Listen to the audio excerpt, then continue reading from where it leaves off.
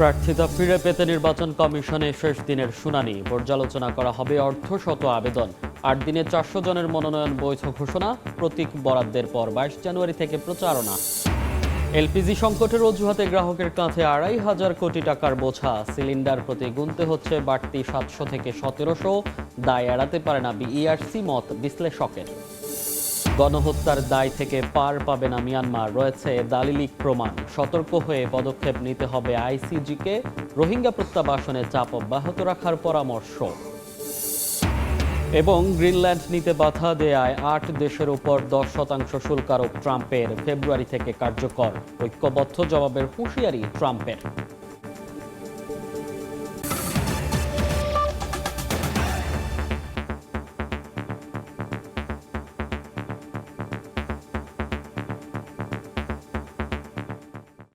সময় সংবাদের সঙ্গে আছি আমি মনির হোসাইন।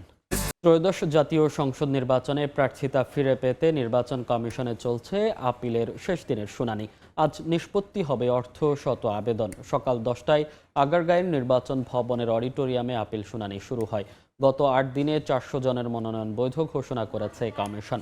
বাতিল হয়েছে ২০০টি আবেদন, স্থগিত রয়েছে ৩০টি। তফসিল অনুযায়ী আগামী ২১ জানুয়ারি প্রার্থীদের প্রতীক বরাদ্দ দেবে। এরপর ২২ জানুয়ারি থেকে শুরু হবে নির্বাচনী প্রচারণা, চলবে ১০ ফেব্রুয়ারি পর্যন্ত। আর ভোট গ্রহণ অনুষ্ঠিত হবে ১২ ফেব্রুয়ারি।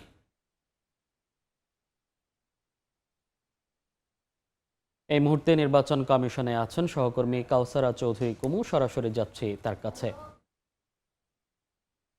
আজকে এই যে ৮ দিন ধরে চলার আজই শেষ দিন, অর্থাৎ শুনানি আজকের মধ্য দিয়ে শেষ হবে। আসলে আপিল দায়েরকৃত আপিলের যে শুনানিগুলো চলছিল এই ৮ দিন ধরে আজকে শেষ হয়ে যাবে। অর্থাৎ আজকে প্রায় ৬৫টি আপিলের শুনানি করবে নির্বাচন কমিশন, যেহেতু চলমান ৩৫টি এবং স্থগিত রয়েছে প্রায় আরও ৩০টির মতো আপিল। সেই ৩০টি স্থগিত ৩০টি আপিলের মধ্যেও আজকে শুনানি চলবে। অর্থাৎ প্রায় ৬৫০ মতো আপিল করেছিল নির্বাচন কমিশনে, যাদের প্রার্থিতা বাতিল হয়েছিল অথবা একই সাথে যাদের প্রার্থী বৈধ হয়েছিল তাদের বিরুদ্ধেও অনেকে রিট করেছিল যে কেন তাদের প্রার্থিতা অবৈধ হবে না, সেই মর্মেও রিট করেছিল।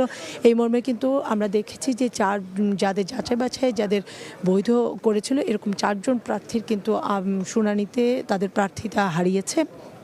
আর একই সাথে ৪০০ জন তাদের প্রার্থিতা ফিরে পেয়েছে, আর ২০০ জন মতো তাদের প্রার্থিতা হারিয়েছে। এই ২০০ জন কিন্তু তারা আদালতের দ্বারস্থ হতে পারবেন, এবং যদি আদালত থেকে তারা এটি প্রমাণ করতে পারে যে তাদের প্রার্থিতা কেন অবৈধ বৈধ হবে না, সেই মর্মে কিন্তু কোর্ট যদি এর পক্ষে থাকে, তাদের পক্ষে থাকে, সেক্ষেত্রে তারা কেউ তাদের প্রার্থিতা কিন্তু ফিরেও পাবেন। এবং সেটি ভোটের আগ দিন পর্যন্ত যদি কোর্ট ফিরিয়ে দেয়, সেক্ষেত্রে নির্বাচন কমিশনকে তাদেরকে ভোটের অন্তর্ভুক্ত করতে হবে।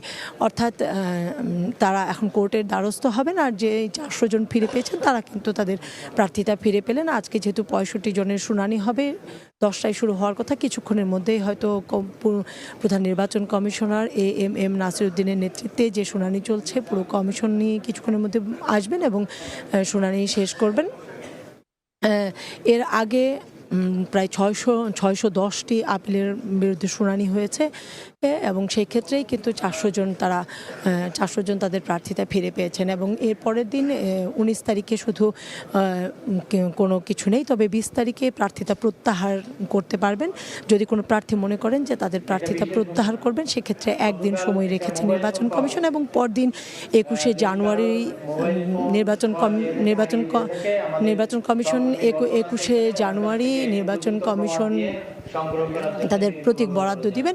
এই প্রতীক বরাদ্দের পরেই কিন্তু প্রার্থীরা তাদের নির্বাচনী প্রচারণা চালাতে পারবেন। অর্থাৎ ২২ তারিখে নির্বাচন কমিশন বলেছে যে ২২ তারিখের পরই প্রার্থীরা প্রচারণা চালাতে পারবেন, এবং ভোটের ৪৮ ঘন্টা পর্যন্ত তাদের প্রচারণা চালাতে পারবেন। ১২ ফেব্রুয়ারি যেহেতু অনুষ্ঠিত হতে যাচ্ছে ত্রয়োদশ জাতীয় সংসদ নির্বাচন কমিশন থেকে এই ছিল আমার কাছে সবশেষ তথ্য।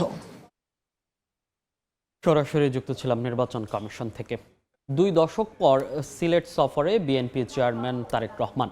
সবশেষ ২০০৫ সালে দলের সিনিয়র যুগ্ম মহাসচিব হিসেবে এসেছিলেন তিনি। দেশে ফেরার পর এটিই হবে তার প্রথম জনসভা। নগরীর আলিয়া মাদ্রাসা মাঠ থেকে শুরু করবেন নির্বাচনী প্রচারণা। বিএনপি চেয়ারম্যানের সিলেট আগমন ঘিরে নেতাকর্মী এবং সাধারণ মানুষের মধ্যে বিপুল উৎসাহ তৈরি হয়েছে। নওশাদ আহমদ চৌধুরীর ছবিতে ইকরামুল কবিরের রিপোর্ট। হিসাবে উপস্থিত থাকবেন মজলুম জননেতা বিএনপির চেয়ারম্যান জনাব তারেক রহমান। বিএনপি চেয়ারম্যান তারেক রহমানের সিলেট সফর ঘিরে দল এবং সর্বস্তরের মানুষের মাঝে উৎসাহ উদ্দীপনা।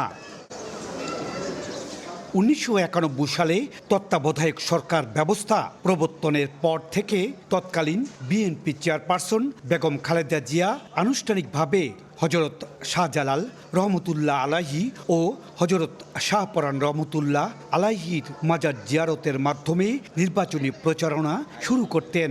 সে ধারাবাহিকতায় তার ছেলে দলের বর্তমান চেয়ারম্যান তারেক রহমানও একইভাবে 22 জানুয়ারি শুরু করবেন নির্বাচনী প্রচারণা। এ সফর নিয়ে উচ্ছ্বসিত দলের নেতাকর্মী ও জেলাবাসী। তারেক রহমান হলো আমাদের সিলেটের দামাল। আমরা সকল উৎসাহিত যে আমাদের নেতা সিলেটে আগামী 22 তারিখে আসবে। অবশ্যই ভালো লাগতেছে, যেহেতু বিএনপির প্রচারণা সিলেট থেকে শুরু হয়েছে। অবশ্যই আমাদের একটা গর্বের বিষয় আছে। শুধুমাত্র সিলেটের এই এলাকা না, পুরো সিলেটেই সাজ রব। দলের চেয়ারম্যানকে বরণ এবং তার সফরকে সফল করার লক্ষ্যে স্থানীয় বিএনপি একের পর এক সভা করছে। দলের চেয়ারম্যান হিসাবেও প্রথম সমাবেশ, সেটাও ইতিহাসের অংশ। আমরা সেই ইতিহাসের অংশ সিলেটবাসী হতে চাই এবং এই সমাবেশটা সফল করতে চাই। 22 জানুয়ারি সকাল 11টায় সিলেট সরকারি আলিয়া মাদ্রাসা মাঠে জনসভায় তারেক রহমানের বক্তব্য রাখার কথা রয়েছে। এ জনসভায় সর্বোচ্চ জনসমাগম ঘটবে বলে আশাবাদী দলের নেতারা। মানুষ তারেক রহমানের কথা শুনবে, তারেক রহমানকে দেখবে, নেতার বক্তব্য শোনার জন্য অধীর আগ্রহে অপেক্ষা করবে। আমার বিশ্বাস স্মরণকালের আলিয়া মাদ্রাসা মাঠ তথা আশপাশের রাস্তা এদিকে রিকাই বাজার পর্যন্ত চলে যেতে পারে। জেলা বিএনপির তথ্য মতে বিএনপির চেয়ারম্যান তারেক রহমান 21 জানুয়ারি আকাশপথে সিলেট পৌঁছানোর পর 22 জানুয়ারি সকালে মাজার জিয়ারত শেষে বেলা 11টায় নির্বাচনী জনসভায় যোগ দেবেন। ওই জনসভায় সিলেট ও সুনামগঞ্জ জেলার বিএনপির মনোনয়নপ্রাপ্ত সংসদ সদস্য প্রার্থী সহ বিভিন্ন পর্যায়ের নেতাকর্মীরা উপস্থিত থাকবেন। জনসভা শেষে সড়কপথে মৌলভীবাজারের শেরপুর এবং হবিগঞ্জের শায়েস্তাগঞ্জে আরও 2টি জনসভায় প্রধান অতিথির বক্তব্য দেওয়ার কথা রয়েছে তাঁর। 1991 সালে বিএনপি চেয়ারপারসন বেগম খালেদা জিয়া এই ঐতিহ্যবাহী আলিয়া মাদ্রাসা মাঠ থেকে নির্বাচনী প্রচারণা শুরু করেছিলেন। তারই ধারাবাহিকতায় 22 জানুয়ারি বিএনপি চেয়ারম্যান তারেক রহমান এই মাঠ থেকেই নির্বাচনী প্রচারণা শুরু করবেন। ইকরামুল কবির, সময় সংবাদ, সিলেট। এলপি গ্যাস সংকটের অজুহাতে গ্রাহকের পকেট থেকে কেটে নেওয়া হচ্ছে বাড়তি 2,500 কোটি টাকা। নির্ধারিত দামের চেয়ে সিলিন্ডার প্রতি গুনতে হচ্ছে 700 থেকে 1700 টাকার বেশি, যার দায় বিইআরসি সহ সরকারের দায়িত্বপ্রাপ্ত কর্তৃপক্ষগুলো এড়াতে পারে না বলে মনে করেন বিশেষজ্ঞরা। নিজামুদ্দিনের ছবিতে ফারুক ভূঁইয়া রবিনের রিপোর্ট। রাজধানীর মগবাজারের বাসিন্দা মাফিয়া বেগম। বাসায় সংযোগ থাকলেও প্রায়ই থাকে না গ্যাস। এতে মাসে 1080 টাকা গ্যাস বিলের পাশাপাশি কিনতে হচ্ছে এলপিজিও। কিন্তু এখন সিলিন্ডারের অস্বাভাবিক দামের কারণে ব্যয় বাড়ছে চক্রবৃদ্ধি হারে। এটা নেয় 1100 টাকা, তাহলে এইটাই যে আরো ডবল টাকা বাড়ে গেছে। আমরা কোন দিকে যাব? আমার আয়ের উপর তো আমি ব্যয় করবো, আমার আয় তো কম, আমি ব্যয় করবো কি দিয়ে? রাজধানীর কল্যাণপুরের বাসিন্দা শামসুন নাহার ও তার প্রতিবেশীদের একই অভিজ্ঞতা। আয় না বাড়লেও পাল্লা দিয়ে ব্যয়ের নতুন নতুন খাত বাড়ায় চিড়ে চ্যাপ্টা অবস্থা মধ্যবিত্তের। আমরা যেখানে 1300, 1200, হাইস্ট 1500, তার উপরে তো আমরা গ্যাস নেই নাই। এখানে 2000-2200 টাকা, আমাদের তো অনেক বেশি হয়ে যাচ্ছে না? 3টা গ্যাস সিলিন্ডারের দামই আমার প্রায় পড়ে যাচ্ছে 2টার উপরে।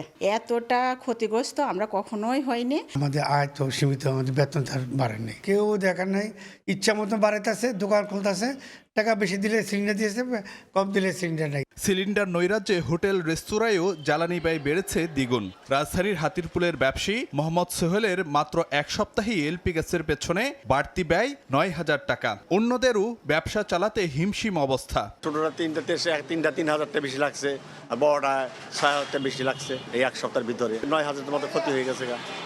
আমি তো কোথাও দাম বাড়াইতে পারতেছি না। সামানের ভিতরে তো 1 টাকাও আমাদের প্রফিট আসতেছে না, আর উল্টা আমাদের ঘাটতি দিতেছে।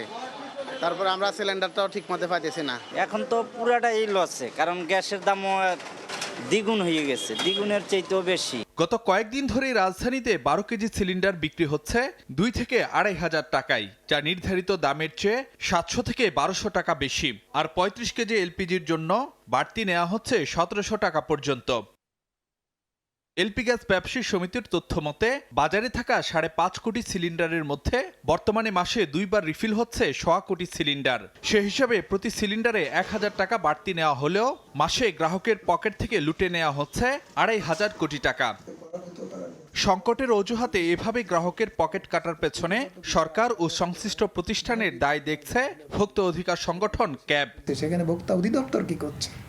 তাদেরও কোনো, তার মানে কি তাহলে গোটা ব্যবস্থা এখন নিয়ে শুধু এলপিজি বাজারই নিয়ন্ত্রণ করছে না, এলপিজি ব্যবসায়ীরা সরকারকে নিয়ন্ত্রণ করছে, সরকারি প্রতিষ্ঠানকে নিয়ন্ত্রণ করছে। কি ভয়াবহ ব্যাপার না?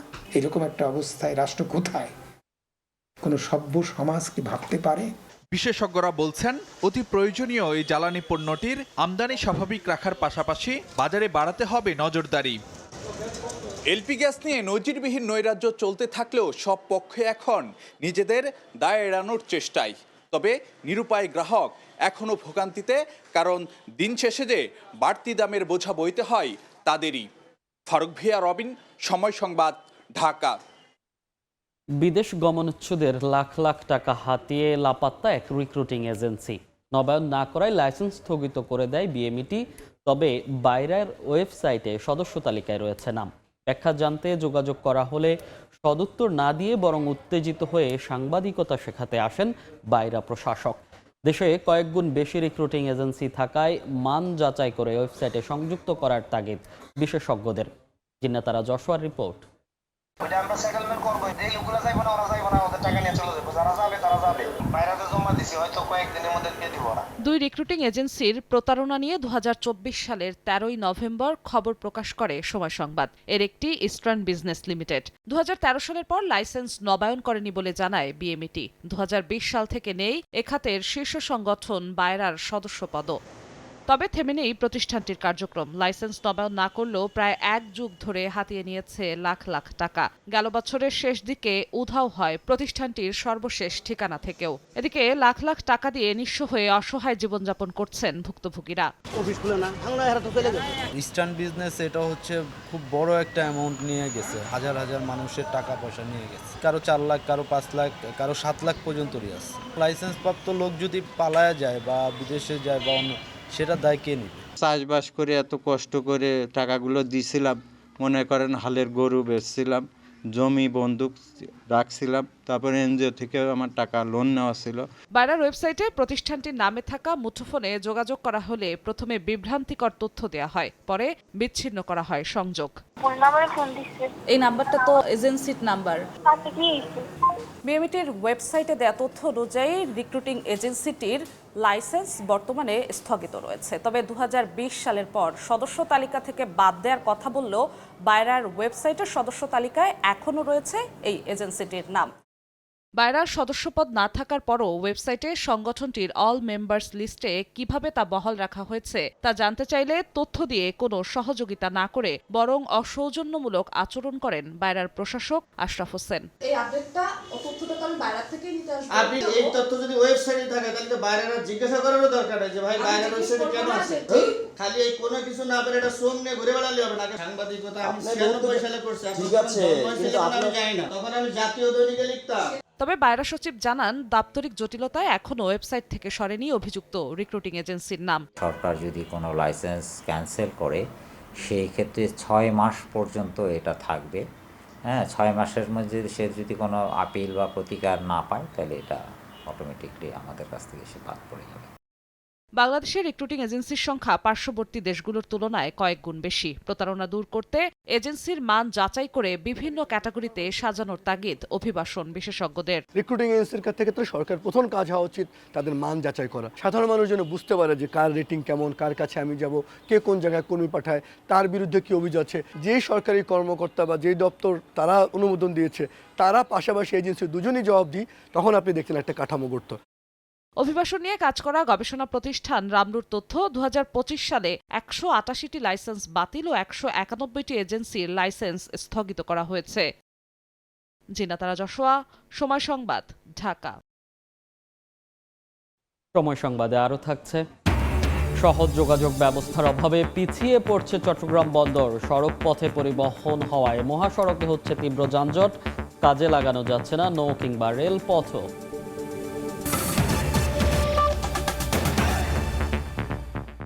জুলাই গণ অভ্যুত্থানে মানবতা বিরোধী অপরাধের অভিযোগে আওয়ামী লীগের সাধারণ সম্পাদক ওবায়দুল কাদের সহ 7 জনের বিরুদ্ধে অভিযোগ গঠনের শুনানি আজ আন্তর্জাতিক অপরাধ ট্রাইব্যুনাল 2 শুনানি অনুষ্ঠিত হবে। আসামির মধ্যে আরও আছেন আওয়ামী লীগের সাবেক প্রতিমন্ত্রী মোহাম্মদ আলী আরাফাত, সাবেক এমপি আফম বাহাউদ্দিন নাসিম, শেখ ফজলে শামস পরশ ও মাইনুল হোসেন নিখিল এবং ছাত্রলীগ নেতা সাদ্দাম হোসেন এবং শেখ ওয়ালি হাসান ইউনান। গেল বৃহস্পতিবার আসামিদের পক্ষে রাষ্ট্রনিযুক্ত আইনজীবী নিয়োগের আদেশ দেন ট্রাইব্যুনাল। এর আগে 18 ডিসেম্বর মামলার আনুষ্ঠানিক অভিযোগপত্র দাখিল করে প্রসিকিউশন। পরবর্তীতে পলাতক আসামিদের হাজির হতে পত্রিকায় বিজ্ঞপ্তি প্রকাশের আদেশ দেওয়া হয়।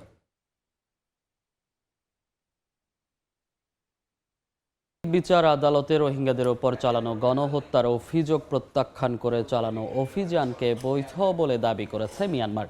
তবে বিশ্লেষকরা বলছেন এবার মিয়ানমার পার পাবে না, কারণ তাদের সব অপরাধ ডকুমেন্টেড। গণহত্যার অভিযোগ ইতোমধ্যে প্রমাণিত হয়েছে মন্তব্য করে আন্তর্জাতিক আদালতকে আরও সতর্কতার সাথে পদক্ষেপ নেয়ার পরামর্শ দেন তারা। তবে মামলায় জয়ী হওয়ার চেয়ে রোহিঙ্গাদের প্রত্যাবাসনকে চ্যালেঞ্জ হিসেবে দেখছেন বিশ্লেষকরা। এজন্য আন্তর্জাতিক সম্প্রদায়কে মিয়ানমারের ওপর চাপ অব্যাহত রাখার আহ্বান তাদের। নাজমুস সালেহীর প্রতিবেদন। মিয়ানমারের রাখাইনে 2017 সালের আগস্টে জাতিগত নিধনযজ্ঞ চালায় মিয়ানমারের সামরিক বাহিনী। ভয়াবহ ওই অভিযানে গণহত্যা, যৌন নির্যাতন ও বাড়িঘর জ্বালিয়ে দেওয়ার অভিযোগ ওঠে। জাতিসংঘের প্রতিবেদন অনুযায়ী নিহত হন 10,000 রোহিঙ্গা। এর প্রেক্ষিতে 2019 সালে মিয়ানমারের বিরুদ্ধে আন্তর্জাতিক বিচার আদালত IGC-তে মামলা করে আফ্রিকার দেশ গাম্বিয়া। চলতি সপ্তাহে ICJ-র শুনানিতে গণহত্যার অভিযোগ নাকচ করে মিয়ানমার দাবি করে রোহিঙ্গাদের বিরুদ্ধে পরিচালিত অভিযান গণহত্যা নয়, বরং সন্ত্রাসীদের বিরুদ্ধে বৈধ অভিযান ছিল। তবে এই দাবি মিথ্যা মন্তব্য করে আন্তর্জাতিক সম্পর্ক বিশ্লেষক অধ্যাপক ইমতিয়াজ আহমেদ বলছেন, আদালতে এরই মধ্যে গণহত্যার অভিযোগ প্রমাণিত হয়েছে। এবার আর অস্বীকার করে পার পাবে না মিয়ানমার। জাজমেন্টের ব্যাপারে যেই ডকুমেন্টারি এভিডেন্স যেগুলো দরকার সেগুলো অলরেডি কিন্তু দেয়া আছে। 70 দশকে বা 90 দশকে যেটা সম্ভব হয়নি, এবার কিন্তু সেটা সম্ভব হয়েছে। যার জন্য ইন্টেন্ট টু ডিস্ট্রয় প্রমাণ করাটা খুব একটা কঠিন হওয়ার কথা না। সেই কি বলে এভিডেন্সটা কিন্তু অলরেডি তাদের কাছে আছে। তো যার জন্য আমার মনে হয় না সেখানে খুব একটা চিন্তার ব্যাপার আছে। তবে মামলায় জয়ী হওয়ার চেয়ে রোহিঙ্গাদের প্রত্যাবাসনকে চ্যালেঞ্জ হিসেবে দেখছেন এই বিশ্লেষক। প্রত্যাবাসন নিশ্চিতে আন্তর্জাতিক সম্প্রদায়কে মিয়ানমারের ওপর চাপ অব্যাহত রাখার পরামর্শ তার। ফেরত নেয়ার ব্যাপারে আমার হয় তামাদো বা আরাকান আর্মি এদের সাথে আজকে না কালকে বসতেই হবে। এই ট্রায়ালটাও চলতে থাকবে। ঠিক একইভাবে আরও কিছু করা যায় কি না, যে যার মাধ্যমে মিয়ানমারের সরকার একটা মনে করবে যে হ্যাঁ এটা সমাধানে আমি যেতে পারি, আমার উপর প্রেশারও পড়ছে, কিন্তু সমাধানের জন্য কিন্তু একটা উপায় আছে। 2017 সালে জাতিগত নিধনের মুখে বাংলাদেশে আশ্রয় নেয় 10 লাখ রোহিঙ্গা শরণার্থী। নাজমুস সালেহী, সময় সংবাদ, ঢাকা। একের পর এক বিদেশি অপারেটর টার্মিনাল পরিচালনায় এলেও হিন্টারল্যান্ড কানেক্টিভিটি বা ব্যাকআপ যোগাযোগে পিছিয়ে পড়ছে চট্টগ্রাম বন্দর। আমদানি রফতানির 96% পণ্য সড়ক পথে পরিবহন হওয়ায় মহাসড়কে হচ্ছে তীব্র যানজট। সুযোগ থাকা সত্ত্বেও নানামুখী জটিলতায় কাজে লাগানো যাচ্ছে না নৌ কিংবা রেলপথকে। সাক্ষত টিপুর ক্যামেরায় বিস্তারিত জানাচ্ছেন কমল দে। ৩৫ থেকে ৩৩ লাখ কন্টেনার এবং ১৩ কোটি মেট্রিক টন কার্গো পণ্য হ্যান্ডেলিং করে চট্টগ্রাম বন্দর কর্তৃপক্ষ। নতুন করে সৌদি আরবের Red Sea Gateway Patenga terminal operation শুরু করেছে। কয়েক বছরের মধ্যে যুক্ত হবে লালদিয়া টার্মিনাল। আমদানি রপ্তানি বাণিজ্যে যতটা অগ্রগতি হচ্ছে ততটা গতি পাচ্ছে না হিন্টারল্যান্ড কানেক্টিভিটি বা দেশের অন্যান্য অংশের সঙ্গে বন্দরের যোগাযোগ। বড় লেন সৃষ্টির মাধ্যমে আমরা যদি কানেক্টিভিটিটা এনশিওর করতে না পারি, ভবিষ্যতে কিন্তু বিশাল একটা ট্রাফিক জটিলতার মধ্যে চট্টগ্রাম বন্দর পড়তে যাচ্ছে। এদিকে ২০৩০ সাল নাগাদ অপারেশনে আসার সম্ভাবনা রয়েছে ৫০,০০০ কোটি টাকার ২ মেগা প্রজেক্ট বে টার্মিনাল ও মাতারবাড়ি গভীর সমুদ্র বন্দরের। রেলওয়ের সাথে, রোডসের সাথে, বিআরডব্লিউটি এর সাথে বন্দরের কার্যকর day to day working relationship করে তোলা দরকার। বন্দরের তথ্য অনুযায়ী বাংলাদেশে মোট আমদানি পণ্যের ৮৫% গন্তব্য যেমন চট্টগ্রাম বন্দর হয়ে রাজধানী ঢাকা, একইভাবে রপ্তানি পণ্যের ক্ষেত্রেও ৮৫% ঢাকা হয়ে চট্টগ্রাম বন্দর, আর বাকি মাত্র ১৫% গন্তব্য চট্টগ্রাম ও তার আশপাশের এলাকা। এখন যে পরিমাণ ভলিউম হয় এর হয়তো ডাবল বা ট্রিপল ভলিউম মুভমেন্ট চট্টগ্রাম থেকে সারা বাংলাদেশে যাবে। তো সেই ক্ষেত্রে যদি কানেক্টিভিটি ইমপ্রুভমেন্ট না হয় তাহলে এই গুডসগুলো আমরা পাঠাবো কিভাবে? সড়ক এবং রেলপথে সক্ষমতা বাড়াতে সরকারের কাছে পরিকল্পনা পাঠিয়েছে চট্টগ্রাম বন্দর কর্তৃপক্ষ। একটা মাল্টিমোডাল ন্যাশনাল স্ট্র্যাটেজি নেওয়ার জন্য আমরা এখান থেকে ইনিশিয়েটিভ নিয়েছিলাম যাতে পোর্টের অপারেশনটা সিমলেস থাকে। দেশের আমদানি রপ্তানি বাণিজ্যের মাত্র ৪% পণ্য আনা নেওয়া করা হয় নৌ এবং রেলপথে, আর বাকি ৯৬% চাপ পড়ছে দেশের মহাসড়কগুলোতে। এর ফলে সৃষ্টি হচ্ছে তীব্র যানজটের, বিঘ্ন ঘটছে আমদানি রপ্তানি বাণিজ্যে। অথচ সুযোগ থাকা সত্ত্বেও কাজে লাগানো যাচ্ছে না নৌ এবং রেলপথকে। কমল দে, সময় সংবাদ, চট্টগ্রাম। দেখছেন সময় সংবাদ। সিলেট ওসমানী মেডিকেল কলেজ হাসপাতালে দ্বিতীয় দিনের মতো কর্মবিরতি পালন করছেন ইন্টার্ন চিকিৎসকরা। সেখানে আছেন সহকর্মী অপু বণিক, সরাসরি যাচ্ছি তার কাছে। অপু, দেখুন, এই মুহূর্তে আমি আছি Sylhet MAG Osmani medical college হাসপাতালে এবং বিগত দুদিন যাবৎ ইন্টার্ন চিকিৎসকদের যে কর্মবিরতিটা চলমান ছিল সেটা কিন্তু আজ অবধি পর্যন্ত চলমান রয়েছে। গতকাল রাতেও কিন্তু ইন্টার্ন চিকিৎসকরা তাদের অধিকার আদায়ের লক্ষ্যে কিন্তু তারা মিছিল করেছেন। আমরা যেমনটি কথা বলেছি, এখানে কর্তব্যরত যারা চিকিৎসক রয়েছেন তাদের সাথে আমরা কথা বলেছি, তারা আমাদেরকে যেমনটি জানিয়েছেন যে তাদের দাবি আদায় না হওয়া পর্যন্ত তারা এই কর্মবিরতি চলমান রাখবেন বলে জানিয়েছেন। এবং এই মুহূর্তে আপনারা দেখতে পাচ্ছেন এখানে আমরা ইমার্জেন্সি ক্যাজুয়ালিটি যে বিভাগটি রয়েছে সেখানে এসেছি এবং এখানে প্রায় একজন চিকিৎসক আমরা লক্ষ্য করলাম যেটা ইমার্জেন্সি সার্ভিস চালু করার জন্য তারা এখানে অবস্থান করেছেন। এবং গত শুক্রবার রাত 11টার দিকে হাসপাতালে যে ৪র্থ তলার ৪ নম্বর যে ওয়ার্ডটি ছিল ওই ওয়ার্ডের এক নারী ইন্টার্ন চিকিৎসকদের উপর হামলা চালান এবং অন্তঃসত্ত্বা রোগীর স্বজনরা, এবং সেই ঘটনাকেই মূলত কেন্দ্র করে এই ধরনের কর্মবিরতি চলমান রয়েছে। তবে এখানে আজকের কর্মবিরতি চলাকালীন সময়ে দূর দূরান্ত থেকে যারা রোগীরা রয়েছেন তারা কিন্তু একটু দুর্ভোগের শিকার হচ্ছেন, কারণ পর্যাপ্ত পরিমাণ চিকিৎসক এখানে আমরা লক্ষ্য করিনি। তো তাদের দাবি আদায়ের লক্ষ্যে কিন্তু তারা কর্মবিরতিতে রয়েছে। সর্বশেষ যে তথ্য আপনাদেরকে জানাতে চাই, দুপুরের দিকে একটি বৈঠক রয়েছে প্রশাসনিক বিভাগের সাথে এবং সেখান থেকে আসলে সিদ্ধান্ত আসতে পারে যে তারা তাদের কর্মবিরতি থেকে সরে আসবে কিনা। তো সিলেট থেকে এমএজি ওসমানী মেডিকেল কলেজ থেকে ইন্টার্ন চিকিৎসকদের কর্মবিরতির এই ছিল আমার কাছে সর্বশেষ খবরাখবর। দেখছেন সময় সংবাদ। দেশের বাইরের খবর। গ্রিনল্যান্ড অধিগ্রহণে যুক্তরাষ্ট্রের বিরোধিতা করায় ইউরোপের ৮ মিত্র দেশের ওপর ১০% শুল্ক আরোপ করেছেন মার্কিন প্রেসিডেন্ট ডোনাল্ড ট্রাম্প। ফেব্রুয়ারি থেকে এটি কার্যকর হচ্ছে। গ্রিনল্যান্ড ইস্যুতে কোনো সমঝোতা না হলে জুন থেকে শুল্ক হার বাড়িয়ে ২৫% করা হবে বলেও জানান ট্রাম্প। তীব্র ঠান্ডা আর বৃষ্টির মধ্যেও গ্রিনল্যান্ডের রাজধানী নুকের রাস্তায় সাধারণ মানুষের ঢল। দাবি একটাই, যুক্তরাষ্ট্রের অধীনে যেতে চান না গ্রিনল্যান্ডবাসী। এদিকে স্থানীয় সময় শনিবার ট্রুথ সোশ্যালে দেয়া এক পোস্টে প্রেসিডেন্ট ট্রাম্প জানান, গ্রিনল্যান্ড কেনার অনুমতি না দেওয়া পর্যন্ত ইউরোপীয় কয়েকটি দেশের ওপর শুল্ক আরোপ করা হবে। Denmark, Norway, Sweden, France, Germany, যুক্তরাজ্য, নেদারল্যান্ডস ও ফিনল্যান্ডের ওপর ১ ফেব্রুয়ারি থেকে ১০% শুল্ক কার্যকর হচ্ছে। ট্রাম্প বলেন, গ্রিনল্যান্ডে এসব দেশের প্রতিনিধিদের অজানা উদ্দেশ্যে সফরের জবাব হিসেবেই এই পদক্ষেপ। অভিযোগ করেন, যুক্তরাষ্ট্রের নিয়ন্ত্রণের বিরোধিতা করে দেশগুলো বিপজ্জনক খেলায় নেমেছে। মার্কিন প্রেসিডেন্টের হুমকির তীব্র নিন্দা জানায় ইউরোপীয় দেশগুলো। শুল্কের ভয়ে ইউরোপ পিছু হটবে না বলে জবাব দেন তারা। হুমকি বাস্তবায়িত হলে ঐক্যবদ্ধ ও সমন্বিতভাবে জবাব দেওয়া হবে বলে জানায় যুক্তরাজ্য, জার্মানি সহ 8 দেশের নেতারা। সাদিয়া তাসনিম, সময় সংবাদ। শীর্ষ সংবাদগুলো জানিয়ে দিচ্ছি আরেকবার। প্রার্থিতা ফিরে পেতে নির্বাচন কমিশনের শেষ দিনের শুনানি। পর্যালোচনা করা হবে অর্ধশত আবেদন। 8 দিনে 400 জনের মনোনয়ন বৈধ ঘোষণা। প্রতীক বরাদ্দের পর 22 জানুয়ারি থেকে প্রচারণা। এলপিজি সংকটের অজুহাতে গ্রাহকের কাঁধে 2,500 কোটি টাকার বোঝা। সিলিন্ডার প্রতি গুনতে হচ্ছে বাড়তি 700 থেকে 1700। দায় এড়াতে পারে না বিইআরসি, মত বিশ্লেষকের। এবং বিএমইটি লাইসেন্স স্থগিত করলেও বাইরার তালিকায় বহাল। বিদেশ গমনোচ্ছুদের লাখ লাখ টাকা হাতিয়ে লাপাত্তা রিক্রুটিং এজেন্সি। প্রতারণা ঠেকাতে মান যাচাইয়ের তাগিদ।